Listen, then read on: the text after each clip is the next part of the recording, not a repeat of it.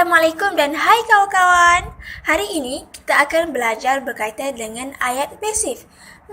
Kawan-kawan nak tahu apa itu ayat pasif? Jom sama-sama kita lihat. Ayat pasif merupakan ayat yang mengandungi kata kerja yang mengutamakan objek asal sebagai judul atau unsur yang diterangkan. Sebagai contoh, ayat 1 hingga 6 adalah ayat yang terdiri daripada pelbagai jenis ayat pasif. Penekanan dalam ayat-ayat tersebut diberikan kepada objek atau penderita akibat dikenai oleh kesan kata kerja pasif. Seterusnya, ayat pasif turut dibahagikan kepada 3 jenis iaitu ayat pasif dengan imbuhan kata kerja pasif, ayat pasif dengan kata ganti nama diri pertama dan kedua, dan ayat pasif dengan kata bantu pasif kena. Mari kita lihat jenis ayat pasif yang pertama iaitu ayat pasif dengan imbuhan kata kerja pasif. Kebiasaannya, ayat pasif ini mengandungi imbuhan kata kerja pasif di, ter, ber dan ke an. Kata kerja pasif imbuhan di lazimnya terbentuk daripada ayat aktif berawalan men.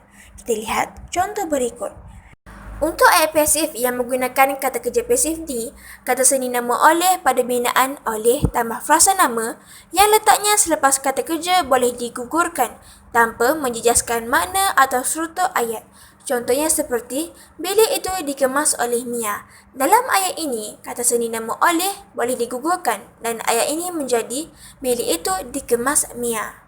Namun demikian, sekiranya binaan oleh tambah frasa nama itu terletak jauh daripada kata kerja, maka kata seni nama itu tidak boleh digugurkan. Contohnya seperti, bilik itu dikemas pagi tadi oleh Mia.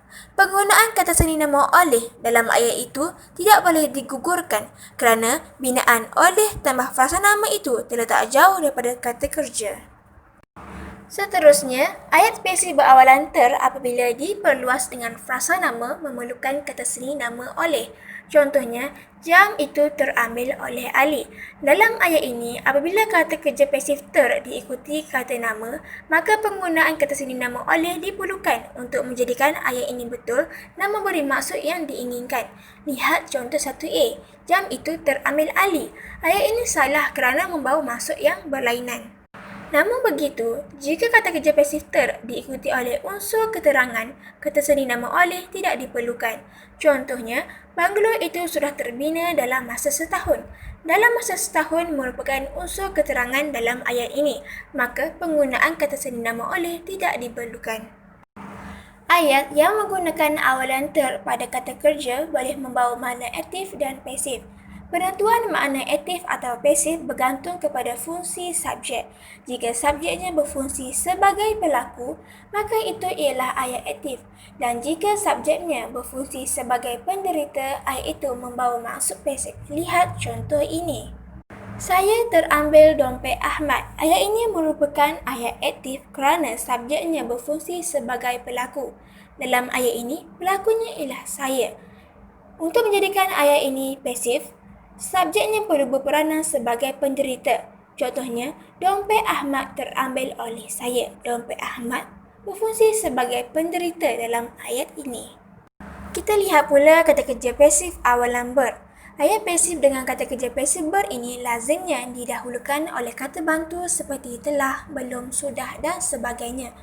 Ayat pasif yang mengandungi imbuhan ber ini dapat digantikan dengan di.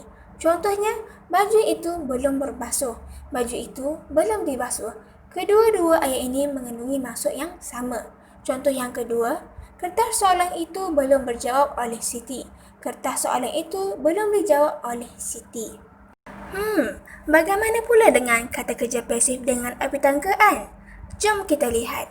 Kata kerja pasif dengan arti tangkaan boleh mendukung maksud kena atau di. Oleh itu, kata kerja pasif dengan arti tangkaan tidak boleh menerima kata kena di depannya.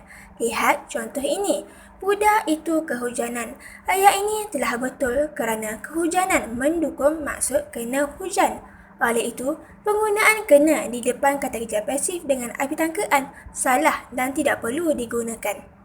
Selain itu juga, ayat pasif berarti tangkaan boleh diluaskan dengan kata nama atau frasa nama sebagai pelengkap. Contohnya, berita itu kehabisan minyak. Minyak merupakan kata nama dan berfungsi sebagai pelengkap kepada kata kerja pasif dengan abitan ke an. Kita lihat pula jenis ayat pasif yang kedua, iaitu ayat pasif kata ganti nama diri pertama dan kedua. Untuk membina ayat pasif jenis ini, terdapat beberapa perkara yang perlu diberi perhatian. Antaranya ialah pastikan kata ganti nama diri pertama dan kedua mendahului kata kerja. Contoh ayat, nasi itu saya makan. Seterusnya, kata kerja pasif tidak boleh terima imbuhan awalan di. Contohnya, bilik itu dibersihkan oleh saya. Ayat ini adalah salah. Walau bagaimanapun, kata kerja pasif boleh mengekalkan imbuhan akhiran. Contoh ayat tersebut ialah, bilik itu saya bersihkan. Selain itu, frasa kerja pasif juga tidak boleh disisipkan dengan perkataan lain antara kata ganti nama diri dengan kata kerja pasif.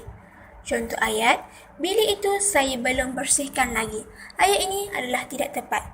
Tetapi, jika frasa kerja pasif menerima kata bantu, ia mestilah mendahului kata nama diri.